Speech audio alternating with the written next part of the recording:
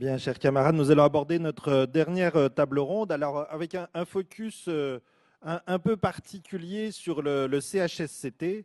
Et je vais tout de suite donner la parole à notre camarade Jocelyne Marmande, secrétaire confédérale, et qui a parmi ses nombreuses attributions tout ce qui concerne le CHSCT. Je crois que tu préfères aller au lutrin. Je t'en prie, Jocelyne.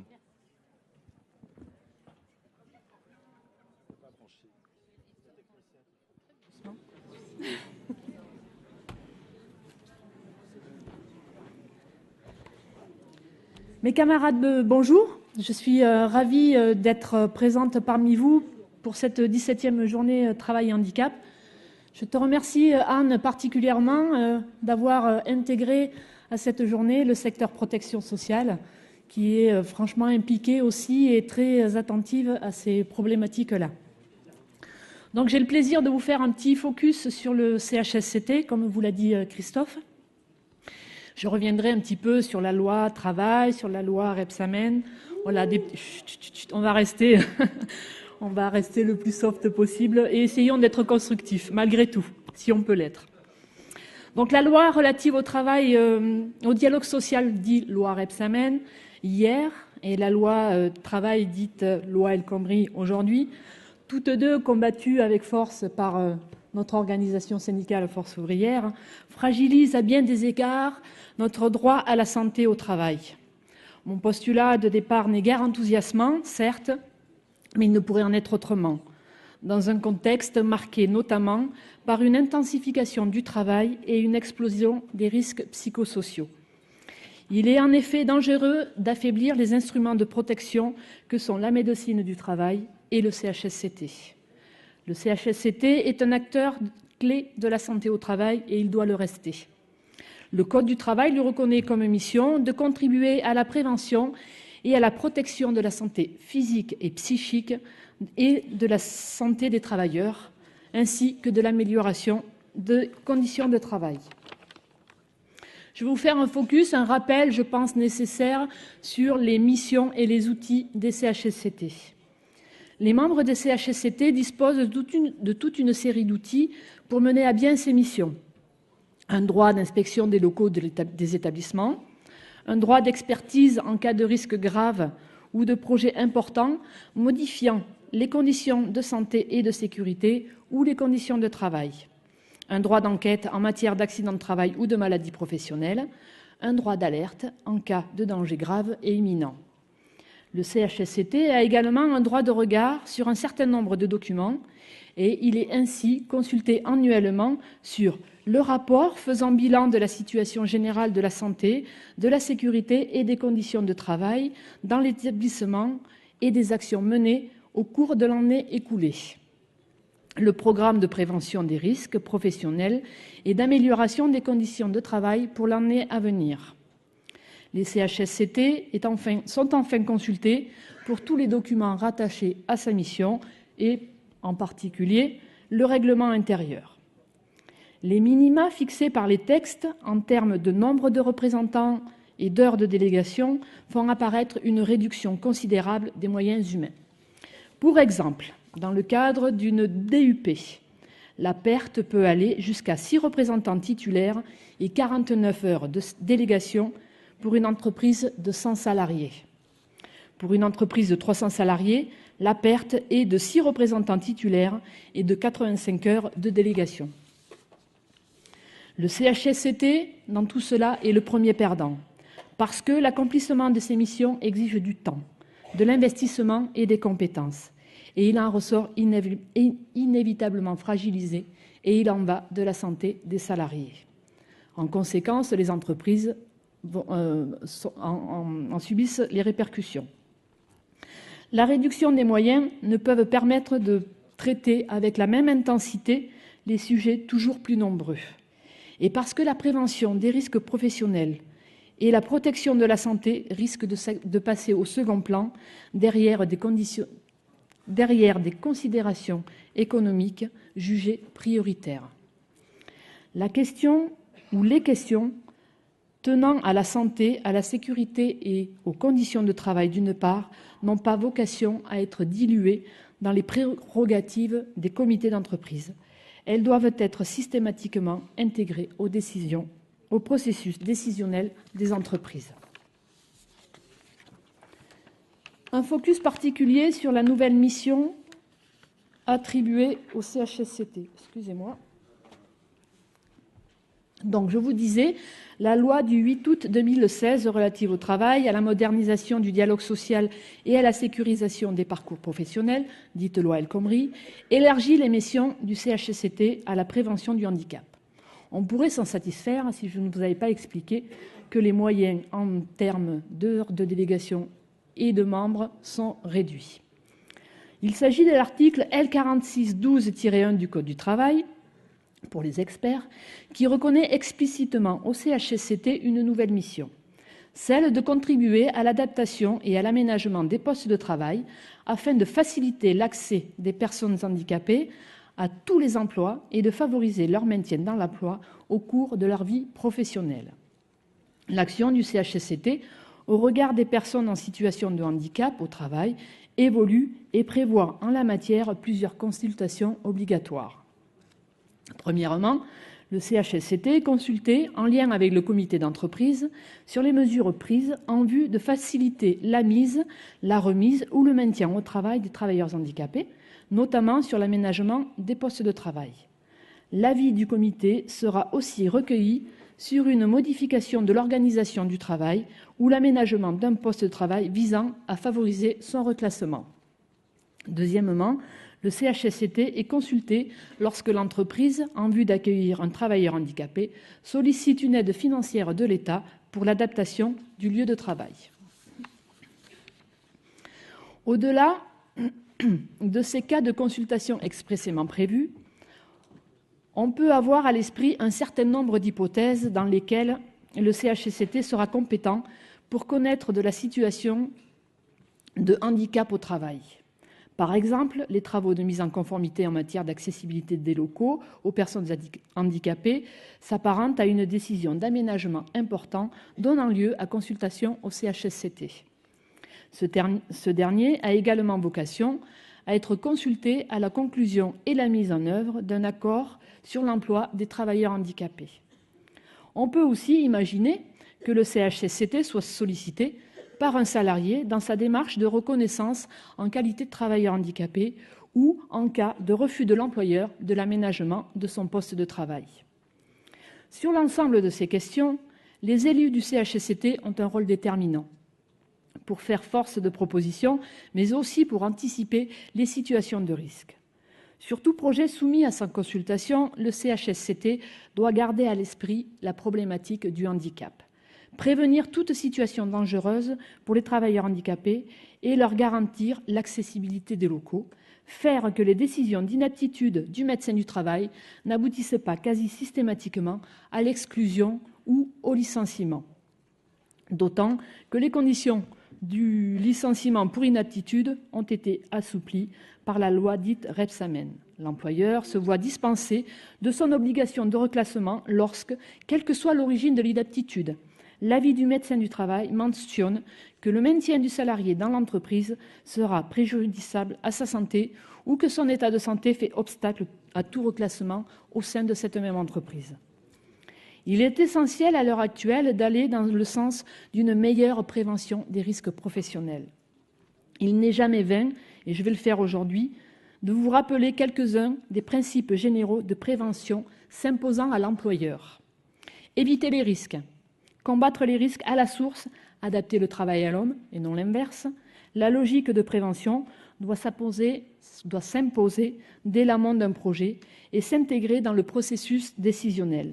Le CHSCT en doit être le vrai moteur. La reconnaissance d'une nouvelle mission du CHSCT ne doit pas être le corollaire de l'affaiblissement de la médecine du travail, tel qu'il en résulte des dernières lois.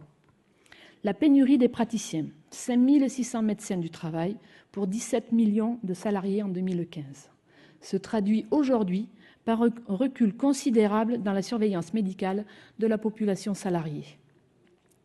Il est tout à fait contradictoire de constater que les médecins du travail, alors même qu'ils sont trop peu nombreux, se voient confier de nouvelles missions comme par exemple la sécurité des tiers évoluant dans l'environnement immédiat du travail. La reconnaissance d'une nouvelle mission du CHSCT pose aussi la question des moyens humains, comme je vous le disais. Comparativement au comité d'entreprise, les moyens humains reconnus au CHSCT sont faibles, tant en termes d'heures de délégation que de membres, d'autant que les lois ne prévoient pas la présence des suppléants. Ces moyens, déjà insuffisants pour garantir un fonctionnement efficace du CHSCT, en comparaison de l'étendue de ses missions actuelles, le seront encore davantage pour accomplir de nouvelles missions, même si nous considérons que c'est une mission totalement louable. Ils sont, de surcroît, largement mis à mal dans le cadre des regroupements d'instances. Je vous faisais une démonstration tout à l'heure. Ce qui est attendu d'eux, en premier lieu, c'est une connaissance du travail réel, des conditions de travail dans l'entreprise et une proximité avec les salariés. Je vais conclure en vous disant qu'il est nécessaire de dispenser aux représentants du personnel une formation spécifique à la prévention du handicap. Il est essentiel de sensibiliser les élus à ces problématiques pour mieux les appréhender et mieux les traiter. La formation des élus CHSCT est obligatoire. Je pense que je n'ai pas besoin de vous le rappeler. Ceci étant, je vous invite à vous former et à faire former vos collègues, car vous y avez droit. Et je vous dirai, sur le ton de la boutade, rapprochez-vous du secteur formation et développement de la Confédération et du secteur handicap, le secteur de Anne, pour avoir ces formations. Je vous remercie.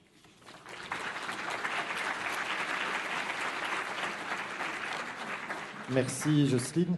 Donc je vais passer la parole à monsieur Frédéric Laloux, qui est secrétaire général du COCT. Vous aussi, vous préférez aller au lutrin, mais je vous en prie, allez-y.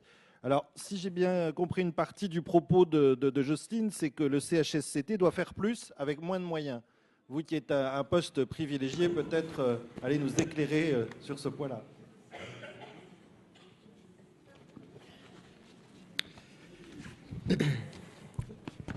Merci, bonjour à tous. Merci Madame la Présidente pour votre invitation. Je suis très touché d'avoir l'occasion de m'exprimer devant vous. Mon propos, je vais essayer d'être relativement bref. Parce que finalement c'est un propos qui est un petit peu institutionnel, mais que je vais m'efforcer de rendre compréhensible. Mon souhait, c'était de vous présenter le Conseil d'orientation des conditions de travail, dont j'ai le privilège d'être le secrétaire général, son activité et ses logiques d'intervention, et puis les connexions qu'on peut avoir avec les questions qui nous occupent aujourd'hui. Alors, brièvement, le Conseil d'orientation des conditions de travail, c'est un des conseils d'orientation qui gravitent dans le secteur social. Il y a le COR pour les retraites, il y a le Conseil d'orientation de l'emploi, le CNEFOP sur l'emploi, la formation, l'orientation professionnelle. Et donc, il y a le Conseil d'orientation des conditions de travail sur le champ de la santé au travail. La logique d'intervention du COCT, c'est de s'efforcer d'être le lieu du dialogue social national sur les questions de santé au travail. Alors c'est une instance qui a été créée en 2008 et puis qui a été relancée en 2013, en particulier à l'initiative des partenaires sociaux, et je vais vous en dire un mot. C'est un groupe dit gouvernance qui, en juin 2014, a formulé une série de propositions pour essayer de faire en sorte que le Conseil d'orientation des conditions de travail soit réellement une instance d'orientation. Ce type d'instance a deux fonctions principales. Généralement, une fonction consultative sur les textes proposés par l'administration. Et donc, dans le cadre de ce type de réunion, les parties intéressées, en particulier les partenaires sociaux, prennent position sur des textes que l'administration leur soumet. Puis une fonction d'orientation qui consiste à essayer de dégager des directions de travail partagées par les partenaires sociaux et par les pouvoirs publics en amont de la décision de présenter un texte. Et donc, l'objet finalement de cette relance en 2013, ça a été de mettre en valeur le plus possible cette fonction d'orientation, donc avant que l'administration présente des projets de texte. Alors, pourquoi dans cette idée de relancer cette fonction orientation, l'idée principale a consisté à dire qu'il faut que les partenaires sociaux, représentants des salariés, représentants des employeurs, soient en première ligne sur la définition des orientations en matière de santé au travail. Alors, pour deux grandes séries de raisons. La première, c'est que les partenaires sociaux sont les représentants légitimes du monde du travail et qu'à ce titre, ces orientations, ce sont eux, les partenaires sociaux, qui sont les plus à même de les diffuser, de les porter à l'intérieur des entreprises. La deuxième idée, c'est d'ailleurs une idée qui a été évoquée précédemment, c'est que les partenaires sociaux sont présents dans l'ensemble des institutions qui s'occupent de santé au travail. Les partenaires sociaux sont présents dans les conseils d'administration des caisses de sécurité sociale, évidemment de l'AGFIP, évidemment de l'INRS, de l'ANACT, Agence nationale d'amélioration des conditions de travail, enfin de l'ensemble des institutions qui interviennent dans ce champ-là.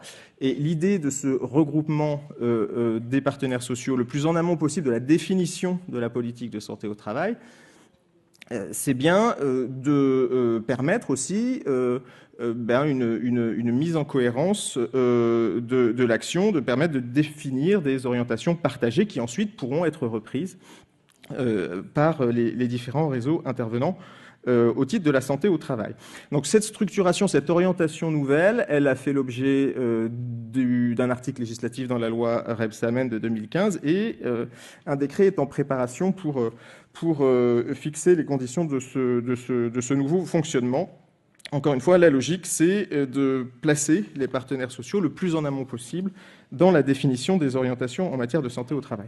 Alors, je ne vais pas m'étendre sur la diapositive qui suit, qui est finalement une présentation des différentes instances internes au COCT. Alors, vous avez des instances qui sont bien des instances d'orientation et des instances qui sont des instances consultatives. Donc, la différence, le haut de la diapositive, c'est les instances qui se réunissent et qui discutent avant que l'administration ait produit un texte éventuel. D'ailleurs, on peut discuter d'orientation qui débouche sur aucun texte, bien évidemment.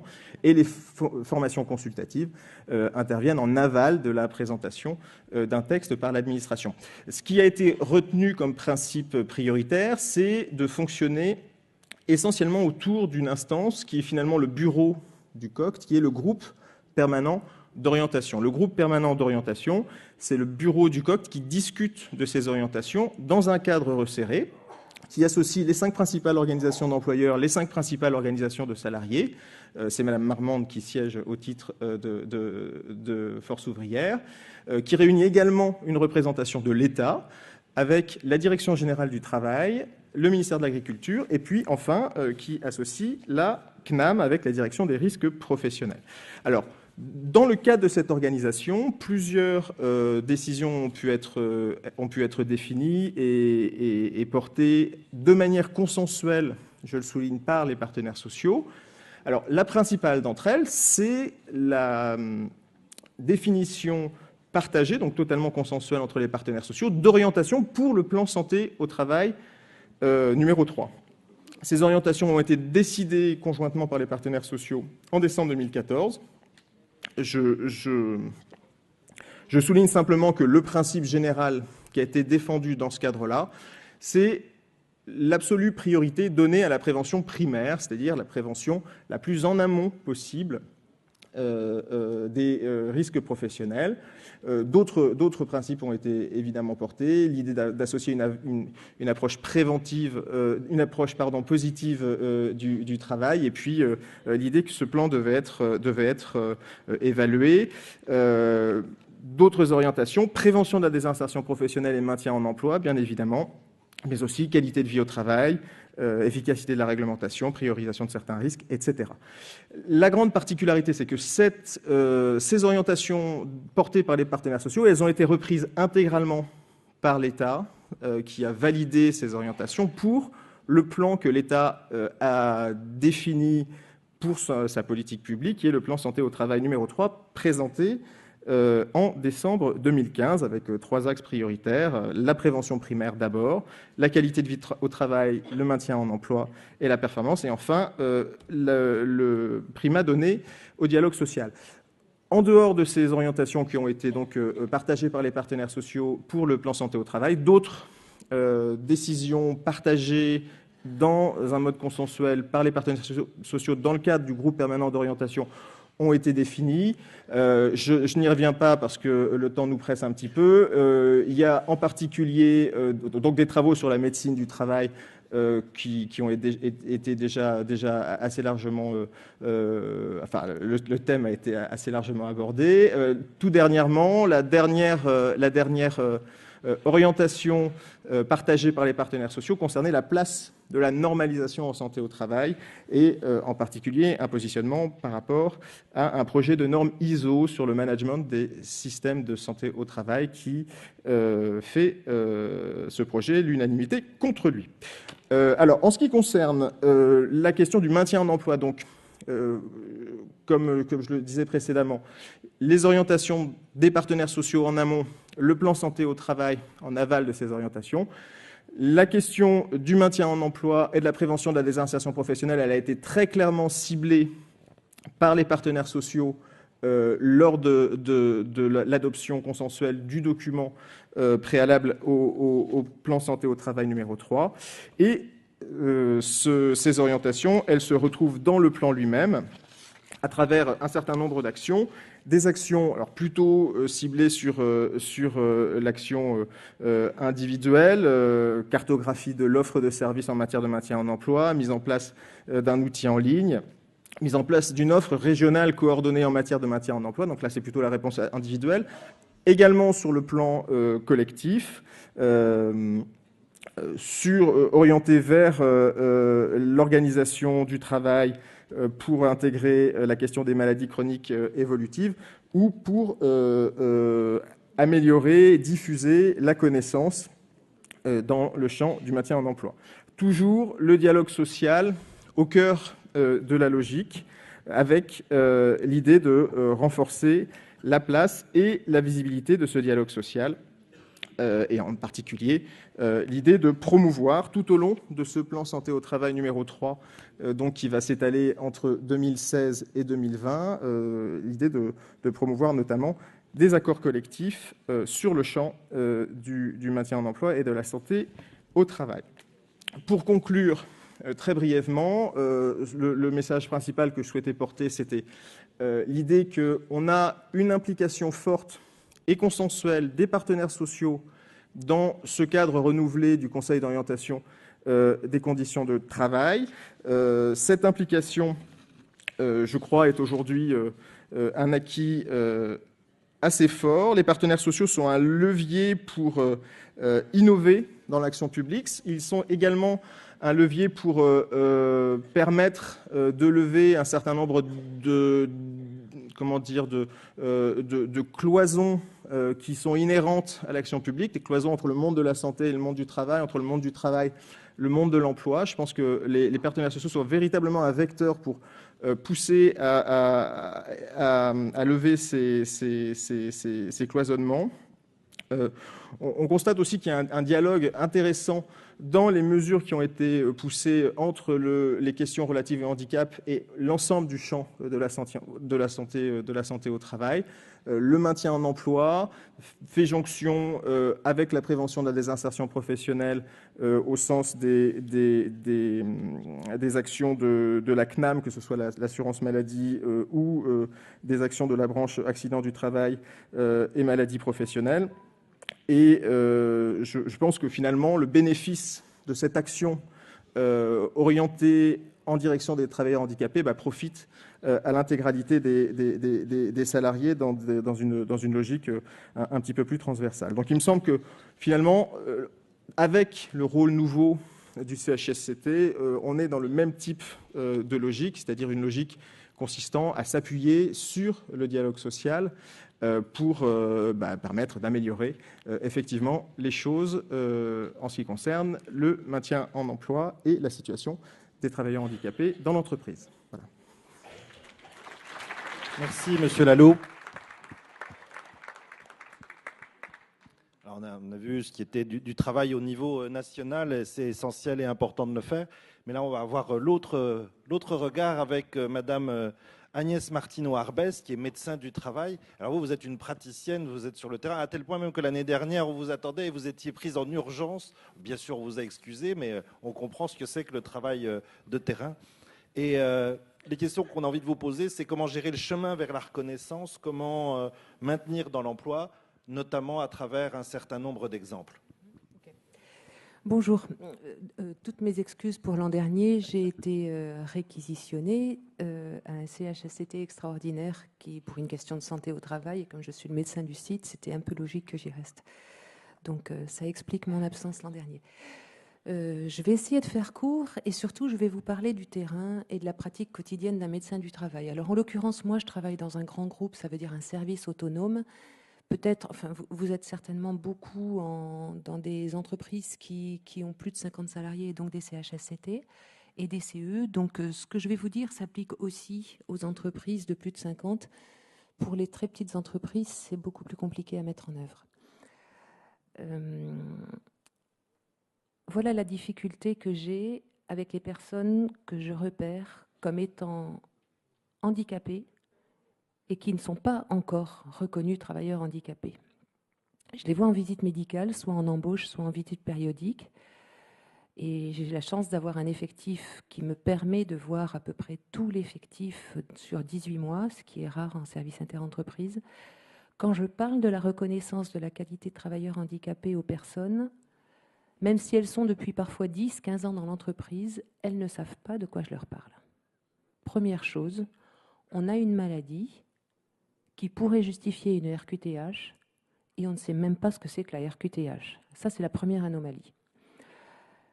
Certaines personnes la connaissent, cette option de RQTH, et ne veulent pas en entendre parler parce qu'ils ne veulent pas être stigmatisés, disent-ils. Parce que quand on est reconnu travailleur handicapé dans une entreprise, on a forcément une carrière freinée. C'est ce que les gens se disent. C'est pas ce qui est la réalité peut-être, quoique, pour certains, mais c'est ce que les gens se disent. Je ne veux pas être reconnu travailleur handicapé, ça pourrait nuire à mon évolution de carrière. Et la troisième cause qui vient souvent en premier, c'est pourquoi je me ferais reconnaître travailleur handicapé? Je ne suis pas handicapée. Je ne suis pas handicapée. D'accord, je vois que d'un œil, mais je ne suis pas handicapée. Bon, ok, j'ai un peu perdu la force dans le bras gauche, mais je ne suis pas handicapée. Et ça, c'est pour les handicaps physiques, même les invisibles, hein, pour les maladies chroniques, n'en parlons pas, les rectocolites hémorragiques, les spondylarthrites ankylosantes, les gens qui se sont fait opérer pour des hernies. Pour le handicap psychique, c'est encore pire. C'est encore pire pour deux raisons. D'abord parce qu'on ne veut surtout pas faire de la publicité d'un handicap psychique, on ne veut pas passer pour un fou. Et puis parce que quand on est reconnu travailleur handicapé aux yeux de l'entreprise, quand le handicap ne se voit pas et qu'il y a en plus des petites anomalies au niveau cognitif, c'est mort. On est de suite écarté. Et ça, je l'ai constaté. Le handicap psychique, pour l'instant, ne peut pas être reconnu dans les RQTH. Et nous, médecins du travail et préventeurs de l'entreprise, on a énormément de mal avec ça parce que ce sont en général les salariés qui nous prennent le plus de temps. Parce qu'on s'efforce de les maintenir dans l'emploi et que tout se ligue dans l'entreprise pour qu'ils perdent leur emploi. Ou du moins qu'ils soient absents régulièrement et qu'à un moment donné, ça se solde par une inaptitude. Alors, petit rectificatif par rapport à ce que Madame Gillot a dit. Le médecin du travail n'a pas la prérogative de dire qu'on est inapte à l'emploi. Quand nous, on donne un avis d'inaptitude ou d'aptitude, c'est à un poste de travail. Et quand on donne un avis d'inaptitude à un poste de travail, on précise, quand on fait bien son travail, normalement les aptitudes restantes de la personne de façon que ces aptitudes restantes puissent être utilisées par l'entreprise ou par les personnes qui aideront au maintien dans l'emploi. Pardon ? Merci.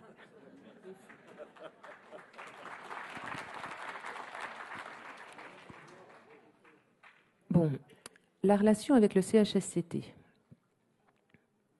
Le service de santé au travail et le CHSCT sur le maintien dans l'emploi. Et du coup, la prévention de la désinsertion. Parce que vous savez que, enfin, j'ai une mauvaise mémoire des chiffres, mais j'ai entendu quand même, il y a quelques mois de ça, dire qu'en tout cas pour les femmes, au-delà de 3 mois d'arrêt de travail, le risque de perdre son emploi et de se retrouver au chômage était de 70%. Un truc énorme, énorme.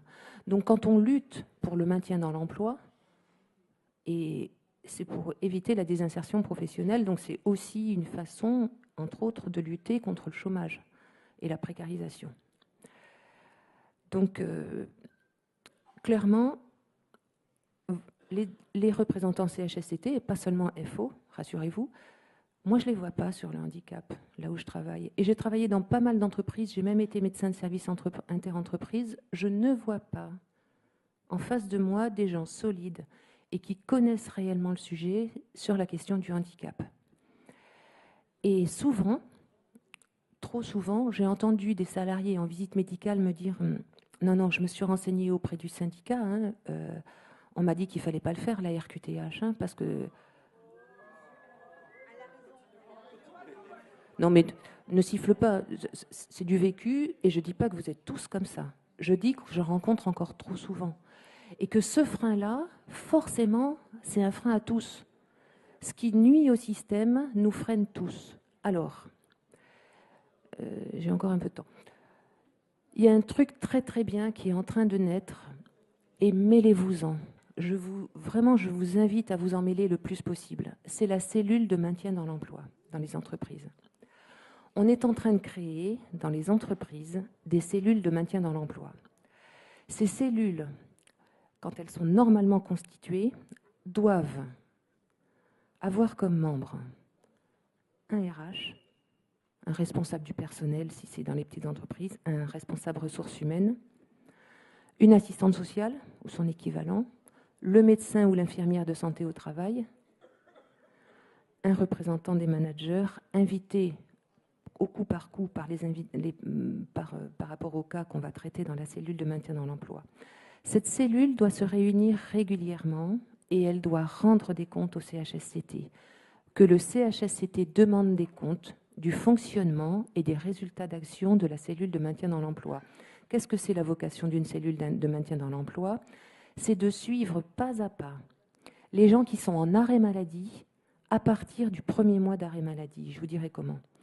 De suivre ces personnes pour être en vigilance sur le retour à l'emploi, permettre un retour à l'emploi le plus précoce possible, accompagné par les acteurs que je viens de vous citer, accompagné aussi avec l'accord de la personne, c'est évident, hein, il faut qu'elle soit impliquée et qu'elle soit décideuse de son destin professionnel. Donc elle doit absolument faire en sorte d'être là, et on doit la solliciter et on doit lui demander son avis, mais elle doit aussi être actrice.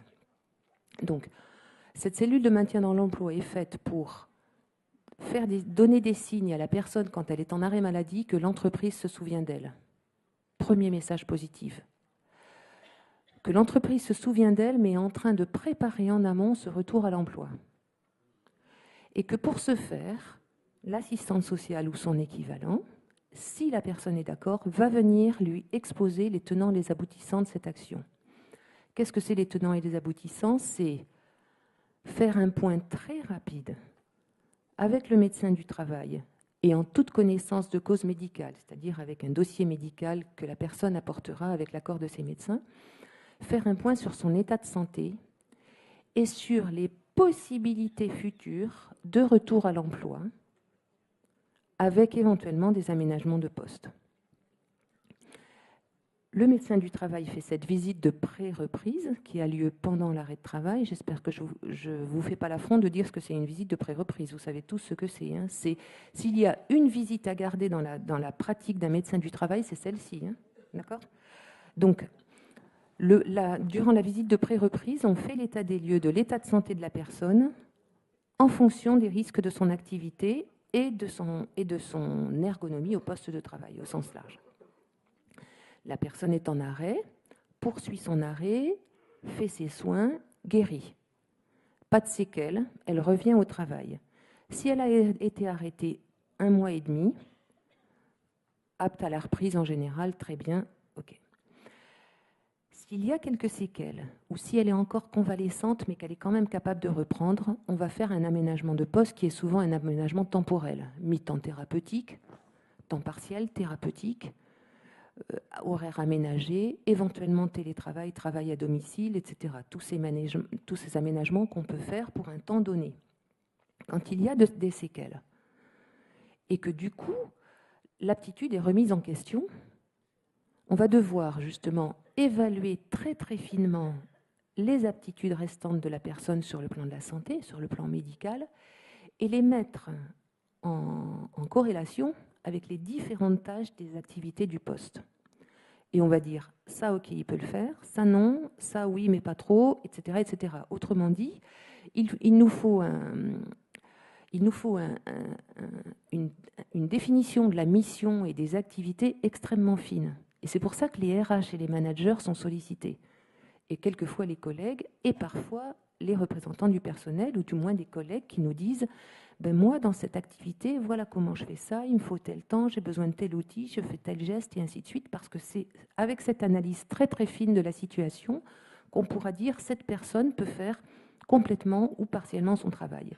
Malheureusement, quelquefois, on aboutit à désolé, mais cette personne, médicalement parlant, elle n'est plus apte à occuper ce poste. Mais voilà ce qu'elle peut faire.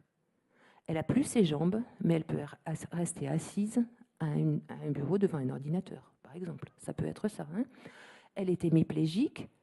On va équiper son poste pour que tout soit fait pour qu'elle puisse utiliser un seul de ses membres.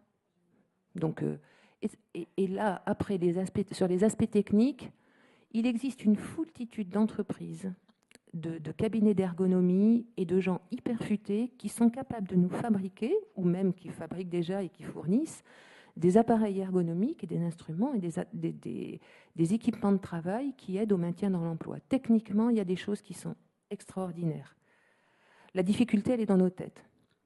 On ne travaille pas assez ensemble, on ne se parle pas assez, et surtout, on perd trop souvent de vue l'objectif final qui est de dire cette personne a encore des capacités et elle est certainement employable. Et si ce n'est pas ici, ça pourra peut-être être ailleurs, mais il ne faut surtout pas la maintenir dans son arrêt et dans sa maladie, a fortiori si elle veut travailler. Alors maintenant, une petite parenthèse sur la maladie qu'on aura encore plus de mal que les bipolarités et les schizophrènes à faire transformer en handicap. Et ça, je peux vous le dire parce que c'est du quotidien. C'est tout ce qui est psychopathologie du fait du travail. Le burn-out, l'épuisement professionnel, la dépression réactionnelle à des facteurs organisationnels, professionnels, etc. Alors cela, je vous mets au défi de faire reconnaître quelqu'un qui a fait un burn-out de la qualité de travailleur handicapé. Je vous mets au défi. Si vous y arrivez, je m'engage à vous payer une bouteille de Hermina Rosé. Mais je le ferai. C'est extrêmement compliqué actuellement. Je reviens sur le sujet des risques psychosociaux parce que ça aussi, ça met les gens à terre pour un moment, ça provoque des longues maladies, ça provoque des séquelles psychiques avec des difficultés au retour à l'emploi, ça provoque des difficultés à revenir dans l'équipe initiale de travail, et c'est un travail du quotidien. Les personnes qui souffrent de psychopathologies liées à l'organisation du travail, qui ont été arrêtées pour syndrome d'épuisement, dépression réactionnelle, burn-out, toutes les étiquettes, même les plus galvaudées, sont utilisées.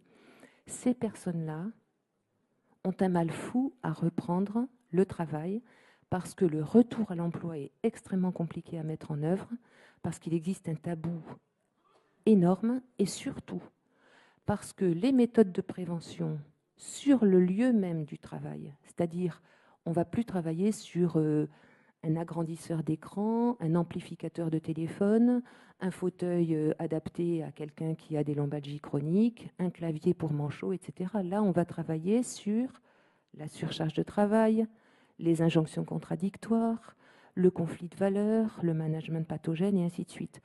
Cette prévention primaire, parce qu'il s'agit de ça en fait, c'est que pour une personne qui a souffert, ça sera la prévention de toute l'équipe. Cette prévention primaire, elle est extrêmement difficile à faire. Et pourtant, on se doit de la faire. Et les personnes, trop souvent, la deuxième cause de mise en inaptitude professionnelle en France actuellement, c'est la psychopathologie du travail, le stress au travail. Et ça se finit par un licenciement la plupart du temps. C'est inacceptable. On a tous les moyens.